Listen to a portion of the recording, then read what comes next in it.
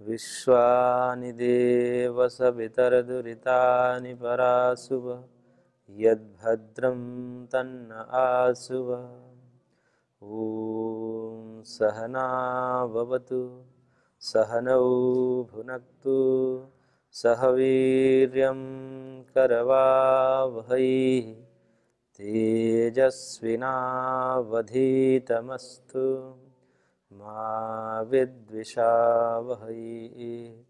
ॐ शान्ति शान्ति शान्तिः।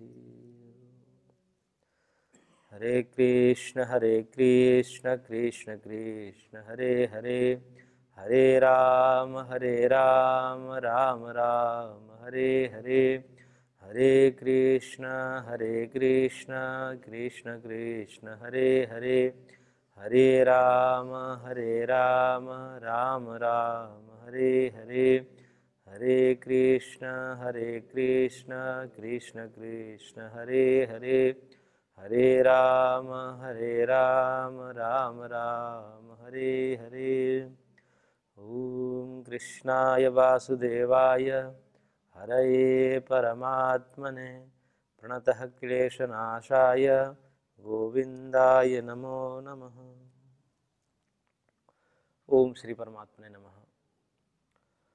श्रीमद् भगवद गीतामृतम सांख्य योग जो दूसरा अध्याय है, हम उस पर चर्चा कर रहे थे, जिसमें भगवान ने अर्जुन के मोह को दूर करने के लिए सांख्य योग का सहारा लिया, अर्थात आत्मा के ज्ञान, आत्मज्ञान जो है, उस आत्मज्ञान का उपदेश देकर उसको मोह दूर करने का प्रयास कर रहे हैं भगवान।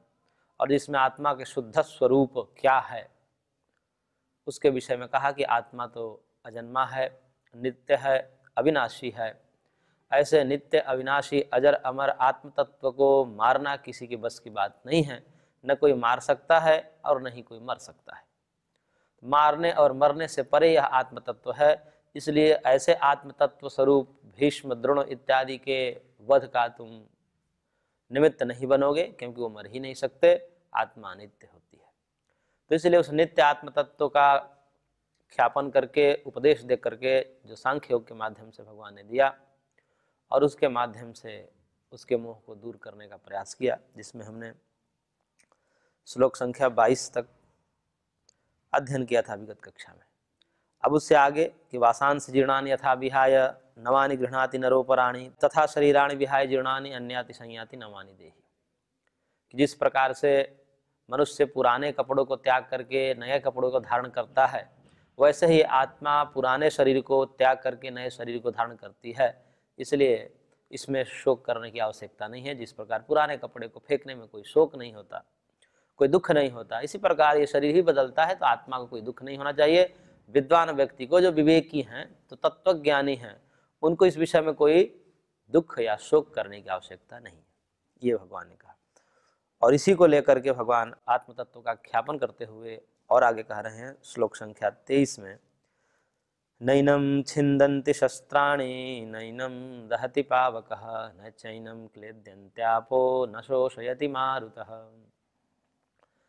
भगवान कह रहे हैं कि ये जो आत्म तत्व है, एनम शस्त्राणि न छिन्दन्ति, इसको शस्त्र काट नहीं सकते। कोई भी शस्त्र, कोई भी धारदार चीज इस आत्म तत्व को, आत्मा को काट नहीं सकते। और एनम पावकः न दहति, और इस आत्म तत्व को अग्नि न जला सकती है, अग्नि से जल भी नहीं सकता। और न क्लेद्यन्ते आप, और ये जल जो है इसको गीला नहीं कर सकते। बहुत सी चीजें गीला होकर नष्ट हो जाती है, जैसे कागज इत्यादि हैं, या कोई भी चीज अधिक दिनों तक, कपड़ा इत्यादि अधिक दिनों तक पानी में रह जाए तो उसको गला देता है, नष्ट कर देता है जल। इस प्रकार से पानी भी उसको गीला करके और नष्ट कर दे, ऐसा संभव नहीं है। और न शोषयति मारुतः, वायु भी इसको सुखा नहीं सकता। जैसे पानी इत्यादि फर्श पर गिर जाते हैं या पानी सोख लेता है कपड़ा, तो उसको वायु उड़ा देता है, सुखा देता है। तो इस प्रकार से न शस्त्र उसे काट सकते हैं, न अग्नि उसे जला सकती है, न वायु उसे सुखा सकती है, न जल उसे गीला कर सकता है। तो फिर ये शस्त्र से मारे जाने की बात तुम सोच रहे हो वो सर्वथा निरर्थक है, गलत है। वो आत्म तत्व किसी भी प्रकार से नष्ट नहीं हो सकता क्योंकि वो नित्य तत्व है। जैसे विगत कक्षा में हमने आकाश का उदाहरण दिया कि आकाश जो है उसको न काटा जा सकता है, न उसको जलाया जा सकता है, न उसको सुखाया जा सकता है, न उसको गीला किया जा सकता है। ये आकाश है, इस आकाश को हम क्या कर सकते हैं? न काट सकते हैं। रोज इसी आकाश में जो है अग्नि प्रज्वलित हो रही है लेकिन आकाश जल नहीं रहा है। पानी इसी में जो रोज बरस रहे हैं लेकिन वो नष्ट नहीं हो रहा है। सारे धारदार चीज आकाश में ऐसे घूमते रहते हैं लेकिन उसको काट नहीं सकते। तो ऐसे निरवय आत्म तत्व, क्योंकि वो किसी परमाणु से बना नहीं है, इस कारण से जो निरवय तत्व होते हैं उसको कोई काट नहीं सकता। तो आत्मा कोई भौतिक पदार्थ तो है नहीं। भौतिक पदार्थ का मतलब कि जो परमाणुओं के संयोग से बना हो, ऐसा कोई भौतिक पदार्थ नहीं है। इस कारण से उसको नष्ट नहीं किया जा सकता। अभौतिक है, अभौतिक होने से वो निरवय है, निरवय होने से उसको कोई कुछ कर नहीं सकता। और उसी को आगे भगवान ने कहा, इसी श्लोक का एकदम क्रम से है, अच्छेद्योयम अदाह्योयम अक्लेद्यो अशोष्य एव च नित्यः सर्वगतः स्थाणुः अचलोयम सनातनः अव्यक्तोयम अचिंतोयम अविकार्यो अयम उच्यते तस्मादेवं विदित्वैनं नानुशोचितुमर्हसि। वही विगत जो श्लोक में कहा कि नैनम छिन्दन्ति शस्त्राणि, तो शस्त्र से काट नहीं सकते, इसलिए क्या है वो अछेद्य है, काटा नहीं जा सकता, इसलिए उसका क्या स्वरूप हुआ? अछेद्य। और फिर जो 23 नंबर श्लोक में कहा आगे कि नैनम दहति पावकः, उसको जला नहीं सकते, अग्नि जला नहीं सकती, तो उसी को कह दिया अदाह्योयम, अयम आत्मा, ये आत्मा जो है क्या है? अदाह्य है, इसको जलाया नहीं जा सकता। और फिर आगे जो कहा न चैनम क्लिद्यन्ते आपो, जल इसे गीला नहीं कर सकता, इसलिए कहा अक्लेद्योयम, अक्लेद्य, इसको गीला नहीं किया जा सकता, जो गीला नहीं हो सकता इसलिए अक्लेद्य है।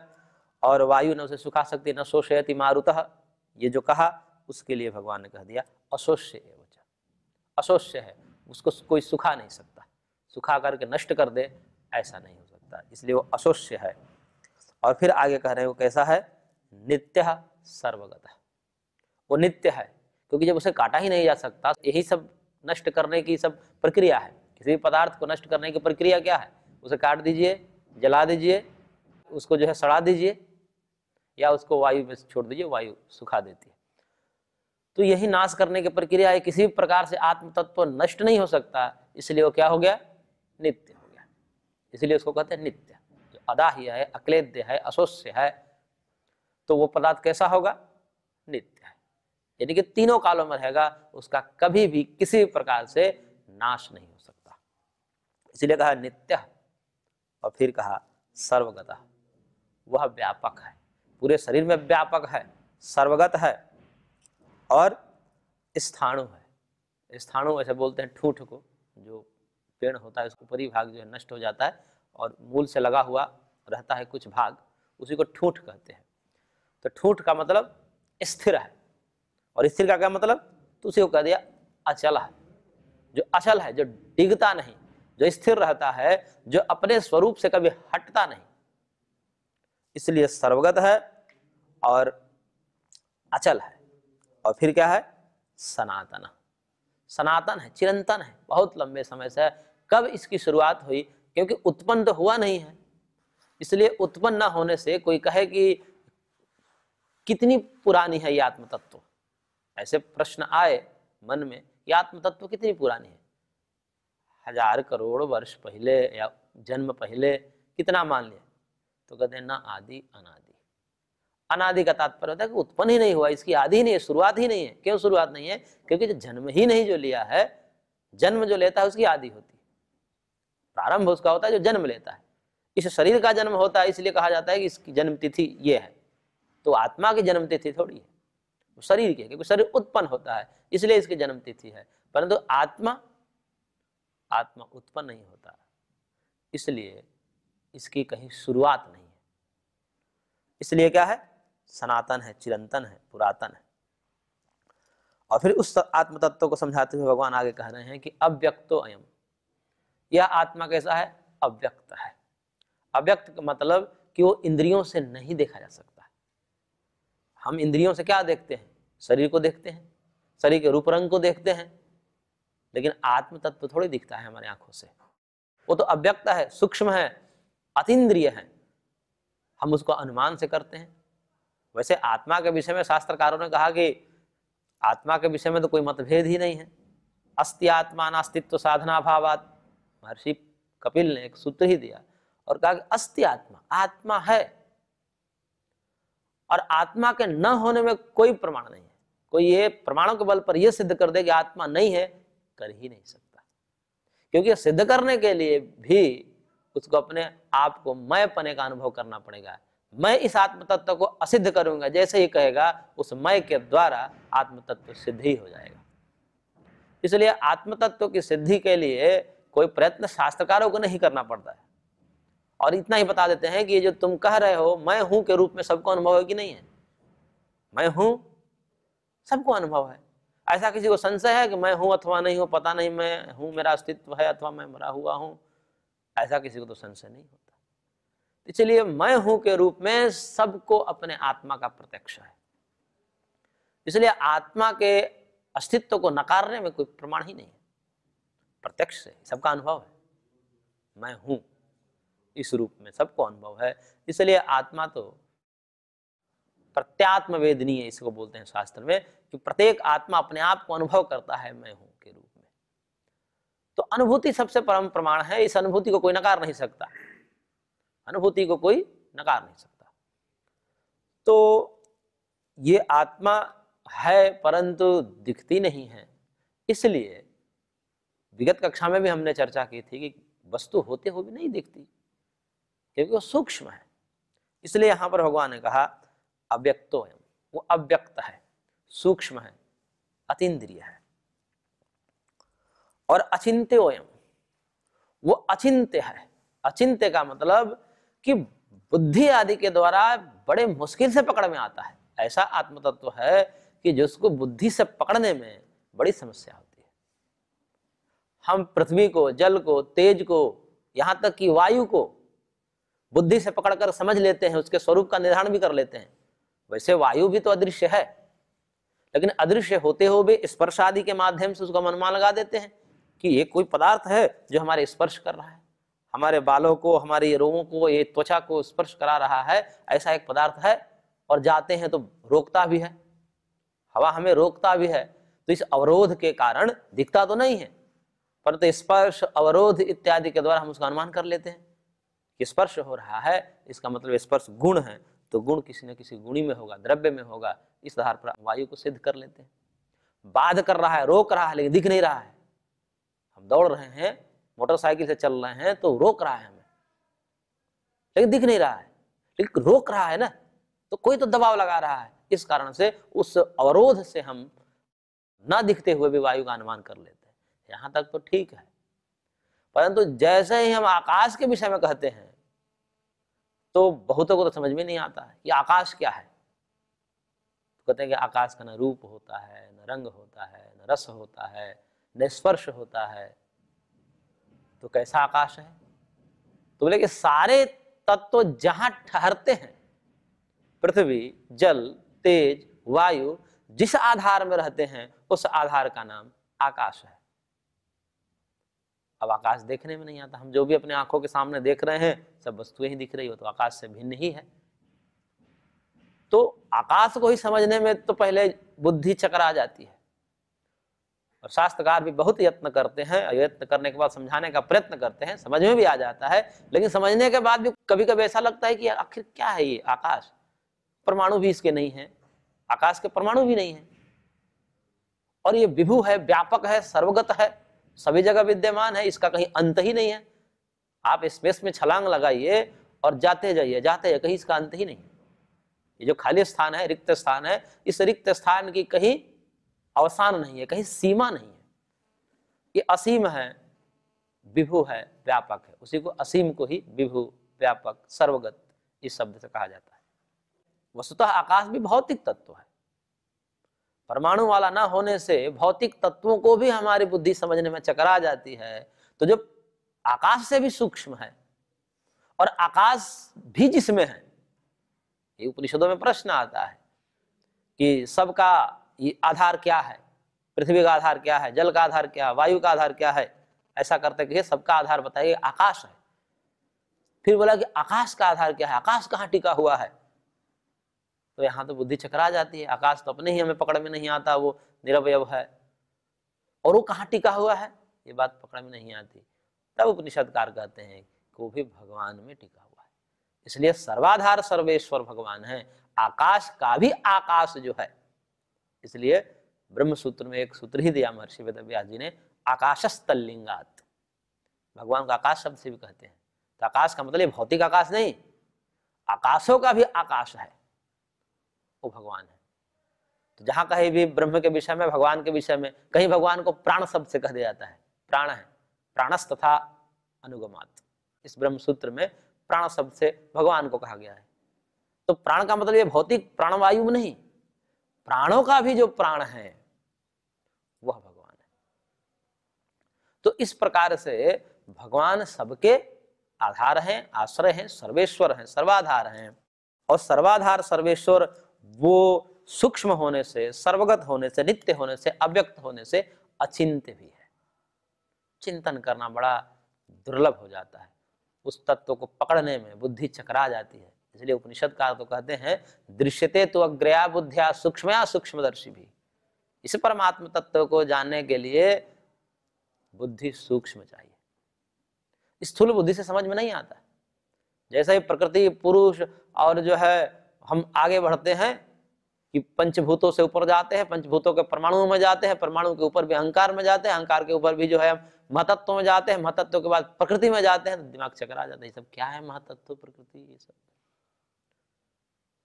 तो ऐसे सूक्ष्म तत्व जो है थोड़े अचिंत्य हैं बुद्धि से। अचिंत्य का मतलब कि जाना ही नहीं जा सकता ऐसा नहीं है, जाना गया है, महर्षियों ने जाना है और उपदेश भी किया है, हम लोग भी बुद्धि से जान ही लेते हैं। लेकिन अचिंत्य का मतलब बड़ी कठिनता से जानने योग्य है। यदि जानने योग्य ही ना होता तो फिर तो ये सब प्रयत्न हम क्यों करते, ये सब क्यों पढ़ते, फिर भगवान भी क्यों समझाने का प्रयत्न करते। कह देते भाई तुम्हारी बस की बात नहीं है, न तो हम समझा सकते हैं न तुम जान सकते। तो अचिंत्य का मतलब बहुत श्रम साध्य है, बुद्धि साध्य है, सूक्ष्म बुद्धि के द्वारा जानने योग्य होने के कारण यहां पर अचिंत्य कहा। और फिर कहा अविकार्य, उसमें कोई विकार नहीं होता। विकार का मतलब कोई परिवर्तन, कोई परिणाम उसमें नहीं होता। जैसे हम कोई पदार्थ रख दें, आज रोटी बनाकर रख दें और एक दिन बाद ही रोटी में बदलाव होने लगता है, फिर वो सड़ने लगती है, खराब होने लगती है। चावल बना के रख दे, वो चावल भी कुछ घंटों में भी फिर गंध देने लगता है, दुर्गंध देगा, फिर खराब हो जाएगा, सड़ जाएगा। तो इस प्रकार परिवर्तन होना, दूध रख देंगे कुछ देर में खराब हो जाएगा, तो परिवर्तन होता है इसमें, विकार इसी को बोलते हैं, विकार है परिवर्तन। और परिवर्तन होते होते अंत में क्या हो गया, नष्ट हो जाएगा, वो अपना स्वरूप ही छोड़ देगा। पूर्व जो स्वरूप था वो स्वरूप छोड़ करके वस्तु एकदम भ्रष्ट हो जाएगी, नष्ट हो जाएगी। तो आत्मा ऐसा नहीं है, आत्मा पहले भी था और वैसे ही था, आज भी है वैसे भी है और आगे भी है, होगा वैसे ही होगा। इसलिए आत्मा का जो स्वरूप है नित्य शुद्ध बुद्ध मुक्त स्वभाव तद्योगादित्य, महर्षि कपिल कहते हैं कि ये आत्म तत्व नित्य शुद्ध है, नित्य बुद्ध है, नित्य मुक्त है, इसका स्वभाव ही है, नित्य शुद्ध है। मतलब उसमें कोई अशुद्धि चिपक जाए ऐसा नहीं है। जैसे अब कहते हैं कि ये व्यक्ति पापी है, ये व्यक्ति पुण्यात्मा है, पापात्मा है, ये सब कहने का है। आत्मा न पुण्यात्मा है और न ही पापात्मा है, आत्मा नित्य शुद्ध है। आत्मा में पाप पुण्य तो छू नहीं सकते, पर तो फिर पाप कैसे हो गए? तो कहते ये सब अंतःकरण के धर्म में, मन में पाप होते हैं और आत्मा मन से भिन्न है, और मन से भिन्न होने के कारण मन में विद्यमान जो पाप है प्रतिबिंबित हो जाता है आत्मा में, और आत्मा उसको अभिमान के कारण, ममत्व के कारण उसको अपना समझ लेता है, और इसलिए वो अपने आप को पापी समझने लगता है कि मैं बहुत पापी हूँ, नीच हूँ, मेरे से बहुत गलतियां हो गई। तो शास्त्रकार कहते हैं कोई पापी नहीं, आत्मा पापी हो ही नहीं सकता क्योंकि नित्य शुद्ध है। अशुद्ध कैसे होगा? पाप आदि से वो अशुद्ध कैसे हो गया? और ऐसा भी नहीं है कि धर्म जो करेगा तो उसकी आत्मा जो है शुद्ध हो गई। आत्मशुद्धि कहा जाता है, भाई आत्मशुद्धि करो। आत्मशुद्धि का मतलब अंतःकरण शुद्धि करो, आत्मा तो नित्य शुद्ध है। तो इसलिए वो आत्मा नित्य शुद्ध है, इसी कारण तो भगवान और गुरु ऐसे व्यक्ति को भी स्वीकार कर लेते हैं। आगे भगवान कहेंगे, अपि चेत सुदुराचारो भजते माम अनन्य भाग साधुरेव समन्तव्य सम्यक व्यवस्थितो हि सः। यानी कोई सुदुराचार भी है, सुदुराचार का मतलब सुष्ठु दुराचार, सुदुराचार बढ़िया दुराचारी है, मतलब भयंकर दुराचारी जो है वो भी मेरे शरण में आकर के अनन्य भाव से मेरा भजन करता है, तो उसको साधु ही समझिए। क्यों समझिए ऐसा कर रहे हैं? क्योंकि आत्मा किसी का अशुद्ध हो ही नहीं सकता। मन में आया है, मन में ये सब पाप होते हैं, और जैसे ही मन को है जो है सत्संग आदि के द्वारा, ज्ञान के द्वारा, भक्ति के द्वारा उसका अंतःकरण शुद्ध हो जाता है, तो आत्मा तो नित्य शुद्ध ही है। वो तो बस पृथ्वी में जैसे स्फटिक मणि में कहते हैं, स्फटिक एक मणि होती है पारदर्शी, उसके सामने लाल फूल रख देंगे तो वो खुद भी लाल जैसी दिखने लगती है। पीला फूल उसके सामने रख देंगे तो स्फटिक भी, मणि भी पत्थर की, वो भी पीली आभास होने लगती है। अब जिस समय आभास हो रहा है उसको देखने पे लगेगा तो इसका तो ये तो लाल ही है, पीला ही है, शायद इसका अपना रूप है। परंतु जैसे उसके सन्निकट जो पदार्थ है, लाल पुष्प, पीला पुष्प, हटा देते हैं तो अपने शुद्ध स्वरूप में प्रकट हो जाती है। तो शुद्ध स्वरूप में प्रकट का मतलब कि पहले अशुद्ध थी, उस आभास काल में भी वो शुद्ध ही था, बस भ्रम हो रहा था। ऐसे ही जीवात्मा यदि पापी है तो उस पाप के काल में भी उसकी आत्मा शुद्ध ही है, और उसी शुद्ध आत्म तत्व को देख करके भगवान स्वीकार कर लेते हैं, क्योंकि जानते हैं कि आत्म तत्व के रूप में ये मेरा अंश है।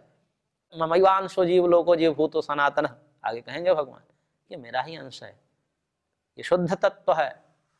लेकिन कुछ देर के लिए मन आदि के विकार इसमें प्रतिबिंबित हो रहे हैं, इस कारण से अपने आप को पापी मान रहा है, वस्तु ये है नहीं।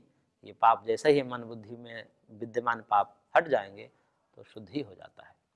तो इस प्रकार से भगवान ने यहाँ पर कहा कि अविकार्य है, इसमें कोई परिणाम नहीं होता। और इस प्रकार से जो जान लेता है, एनम एवं विदित्वा अनुशोचितुम न अर्हसि, जो इस प्रकार से आत्म तत्व को जान लेता है उसका कुछ बिगड़ ही नहीं सकता, तो फिर कौन शोक करेगा भला बताइए। अर्जुन को कह रहे हैं कि तुम्हें शोक नहीं करना चाहिए। इस प्रकार से जो आत्म तत्व को जानता है वो शोक कर ही नहीं सकता। आत्मा न कभी नष्ट होगा, न उसको कोई कुछ कर सकता है। इसलिए तुम्हें इन भीष्म द्रोण इत्यादि को आत्म रूप समझो, और उस आत्म रूप में वो अविकार्य हैं, अछेद्य हैं, अक्लेद्य हैं, अशोष्य है, इसलिए उनको न कोई मार सकता है न तुम उसे मार सकते हो। तो इस प्रकार से भगवान ने यहाँ पर आत्म तत्व का उपदेश दिया। आज की कक्षा को हम यहीं पर विराम देते हैं, शेष अगले एपिसोड में।